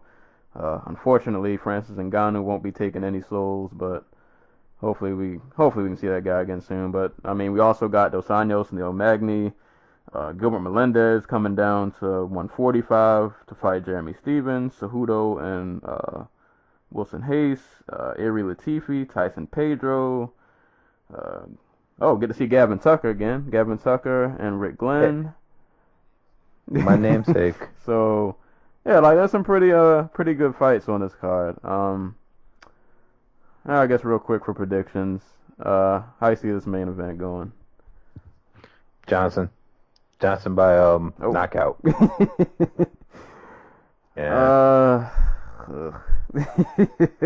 I think I've been vocal that I'm not the biggest Mighty Mouse fan, but yeah, I'm gonna go Mighty Mouse by, I won't say knockout, I'll say TKO. I think he'll end up taking him to the ground. As much as Ray Borg is just like this crazy, just animal of a grappler, it's really entertaining to watch. Probably because I don't think Ray Borg's that good off his back. So Like he's a decent scrambler, a great scrambler, but like Johnson's great at keeping Yeah, guys on their back. So that's the only really part of this fight that I'm interested to see how these grappling exchanges will go. Just because Ray Borg is just really ferocious with takedowns and scrambling and just he does really really well in that aspect of his game. But like outside of that, I don't see how he really wins this fight. So I'm gonna say maybe it goes 2 rounds. I'm gonna say maybe Johnson takes him out in like the third. Um, and yeah, probably breaks the title defense record and probably won't get much recognition from the UFC for it. they've done a really bad Yeah, job putting this fight. to say the least. Like But I didn't start like, seeing commercials for this fight up until maybe like a week ago. And note that none of them were during like the UFC on the Fox yeah, pay like per view. The lead into the pay per view last Saturday. Like none of the. yeah, it's Matter of fact, I didn't. I have UFC app on my phone, and it has like the upcoming live events, and it literally skipped it for the Rockhold ranch fight. wow. Like it wasn't until like yesterday when I went on there that UFC 209 was even mentioned. That's that Dave Branch star power. That's that Demetrius Johnson, Amanda Nunes Yeah, that's hostility. terrible, man. And yeah, but Nunes Shevchenko is probably this is gonna be an awesome fight. Yeah.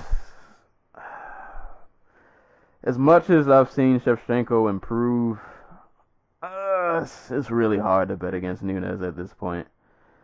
I think though, for all intents and purposes, like this could potentially be like a fight of the night, at least contender.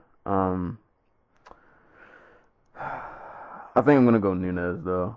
As awesome it would be to see Shevchenko win and thus possibly get a trilogy out of this fight. I don't know. It's hard to bet against Nunes, so I'm gonna go Nunes. I think this fight will last a while though. I'm gonna go like round 4, and maybe Nunes will get a stoppage, but I wouldn't be surprised if Shevchenko somehow won. But yeah, Yeah. if I have to pick, I'm gonna go like Nunes, maybe like round 4 TKO stoppage, something like that. Yeah, I'll go with Nunes early. Like I think she's able to get Shevchenko out of there early this time around. Like she's as much as Shevchenko's improved, I think like Nunes has become just like more.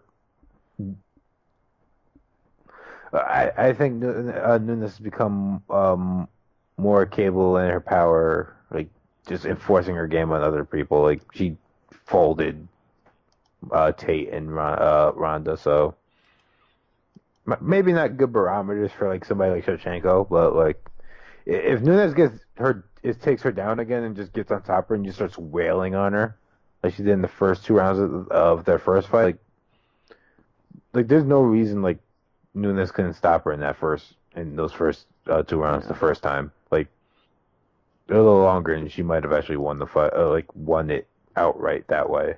So I think she gets it done this time. Like I think that's gonna be the game plan. Take her down, beat her up from the top. I guess real quick before we do parting shots and shout outs, Dos Anjos and Magny. Oh, excuse me, hiccup. Who you got in this fight? Dos Anjos. Yeah, like I got Dos Anjos, but I don't know why I have like this eerie feeling that somehow like Magny will find a weird way to win this fight, even though. Dude, Magny could totally take down Dos Anjos and just like beat him from the top like he did with what's his name? With like Gastelum. He's a weird dude. It's like the arrow normally points that I shouldn't pick him, but he finds ways to win fights.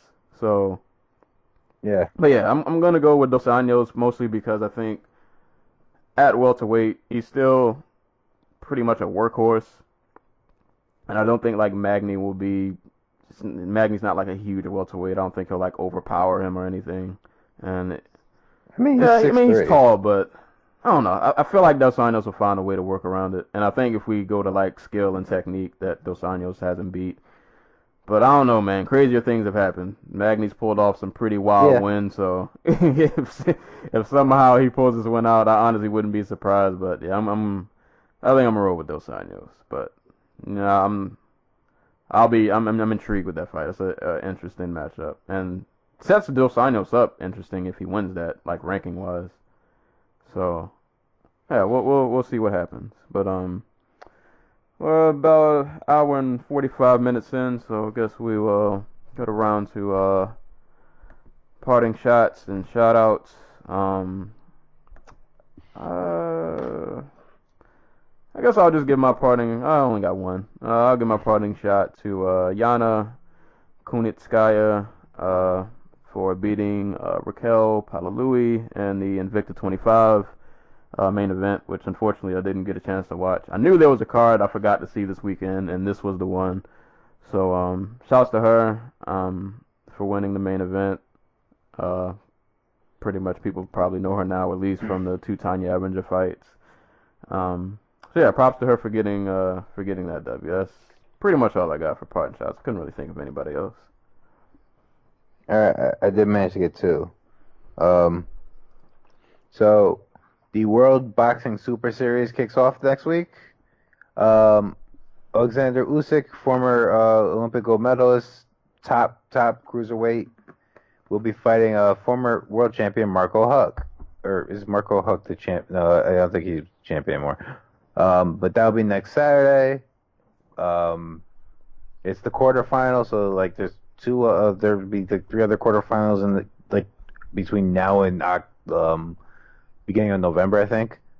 If you haven't seen Usyk fight, he's a 200-pound man who moves like he's a 130-pound man. He's very mobile, very like it's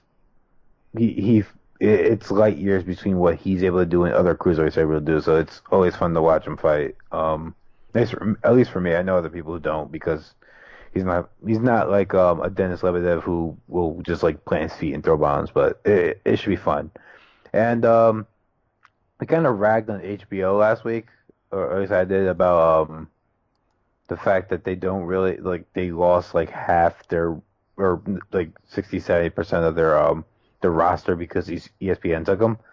But they have like the best card of the year next week. Roman Gonzalez will rematch against Sisrakek Sor Rungsvisai. I hope I pronounced his name right. Rungsvisai is the guy who took Gonzalez's 0 from him. He gave him his first loss. That was on the undercard for the Danny Jacobs Golovkin fight, and that was one of their first fight was one of the best fights of the year. So it's really cool. It's really good to see them have this rematch. We'll see if Gonzalez can really overcome like his size disadvantage. And like, I thought he won the first fight, but I was not surprised that Rungsvisai won. But that should be a great fight. Naoya Inoue will be making his U.S. debut. He's the guy everybody wanted to see Roman Gonzalez fight. He is one of the most entertaining boxers out there today. Super flyweight. At super flyweight, he is king. Dude hits like a Mack truck. He's like, I think he's like 22 years old or something like that. He's like really young. And if you ever wanted to get into the lower weight classes, I should say, he's the guy to start off with. He's 13-0 with 11 KOs. It's going to be awesome to see him fight on the U.S. soil. Like if this card was in New York, I'd probably actually go up and see it. So there's that, and the last fight on that card is the Estrada Quadros fight. Quadros is the dude who gave Gonzalez his first fight at super flyweight. It was a great fight, one of the fights of the year last year. And Estrada is one of the few dudes who's been able to take Gonzalez to decision. It was a fight that a lot of people thought he actually won, it was highly competitive, probably besides Ranks Beside the most competitive fight of Gonzalez's career, and it'll be awesome to see them all fight on the same card. If you're a boxing fan or you're like on the fence about boxing, this is a card to go. This is a card to watch. So if you're not watching UFC 215 for whatever reason, there's plenty of other small guy violence going on that night. So check it out. Sucks I don't have HBO, but And there there are other ways. Was it? Yes. There are other ways to watch. Oh, and I guess real quick. Okay. R/boxing streams. I'm just saying. I was gonna say one more quick shout out I forgot to mention. For whatever it's worth, Ben Askren, who I feel like we just don't see that often anymore. He came out of the woodworks. He defended his 1FC welterweight championship against Sebastian Kadistam. He won by doing what Ben Askren does. I don't think I really need to elaborate. Was it the first round? I think it was the first round finish. The second round. Second round TKO. So, whatever that's worth. It's a crying shame we'll probably never see Ben Askren for Damian Maia. I gave up on him coming over a long time ago. But hey, man, you're out there in Asia getting your money. Hey, do what you got to do. But yeah, that's pretty much it for today's episode. As always, you guys can listen on YouTube, SoundCloud, Google Play, hopefully on iTunes. Winkety wink if you guys will get back to me. How long has Man, it been? it's been at least like a month. And I've Googled it, and some people have said like it's sometimes like it depends. It's weird. Like some people they'll get notified within like the next day, but then other people have to wait like 3 weeks, 4 weeks. So I don't know, whatever. Maybe I'll find a customer service number and go yell at somebody. But I check my email every day. I never get the notification I'm looking for. So, but I'm trying really hard to get on iTunes. So I don't know, man. If you guys are listening, harass them on Twitter, man. Tell them to put me on iTunes, man. I'm trying to work out here, but. For now on YouTube, SoundCloud, Google Play, hopefully on iTunes in the future. Got this episode, of course, you guys are listening to. Have another music-related episode that would have came out today, but I lost the episode, which is another story, but I'll probably re-record that. So for anybody who knows the rapper Marlon Craft, I'll be reviewing his album and some other projects, and I will talk about that horrid Death Note movie that I watched. But I will save that rant for the podcast. But yeah, that was not a good watch. But I'll get into that later. But anywho, it's been fun. Oh, wait. When? Okay, since you're here, when are you going to review 17? Hold on, 17. 17. Why have I heard this and I can't? Why am I blinking out? Oh no! Oh no! Oh god! You know, I've heard more about him like outside of music than like I don't even know if I've ever heard any of his songs. Or maybe I haven't. I just didn't know it was him. I listened to like one of his songs. Oh god! I don't know. It was just like that. But apparently there was a riot at a free concert he no-showed last night. And they had to tear gas the crowd, so. Yeah, for you guys who don't know what we're talking about, XXX, Tension, or whatever that guy's name is. Tentacion, man. Tentacion. I might, just out of curiosity, I might give. Maybe not the whole album. Maybe if I can find it on like YouTube, maybe I'll just browse through a couple tracks. And you don't want to listen to some emo rap? Why not? Suburban emo rap. Well, we'll see. Maybe since I got to re-record my podcast, maybe I'll throw that in there. I'll listen to a few tracks and see if he makes me want to rip my headphones out. But either way, more content coming. UFC 215 next week. Also, I'll be I think I mentioned the last podcast. If you guys don't know what Samurai Shin is, it's like an indie manga slash. It's a really dope project. I'll just go in real quick. It's an indie manga. I can't remember the creator's name, but it's like a manga, but it also has like instrumental EPs and stuff attached to it. So I'm gonna like review that as a whole. It might take me a while because I need to read both mangas and listen to the EPs more, but that'll be fun. Hopefully, coming within the next couple weeks. So things are moving. Things are moving along. Content's coming out. So make sure you like the Dojo Talk page on Facebook. You can follow me on Twitter at Serial Sensei. And yeah, that's about it. So as always, anytime people are being kicked and or punched in the face, we'll be there to talk about it. And hopefully we will catch you guys soon. Peace.